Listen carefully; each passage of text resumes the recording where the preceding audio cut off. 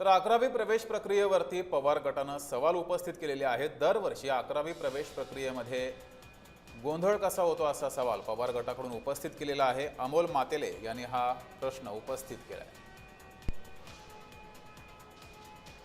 संबंधित अधिकारी कोचिंग क्लासेसला जास्त प्रवेश होण्यासाठी शासनाची यंत्रणा जाणून-बुजून लांबणीवर ठेवतात, दरवर्षी गोंधळ निर्माण करण्याचं काम करतात।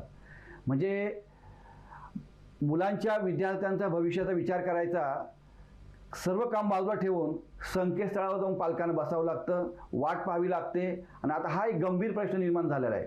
म्हणजे दरवर्षी हाच घोळ, हाच गोंधळ आणि हाच बाणा, तरी देखील सरकारी यंत्रणा बदलत नाही।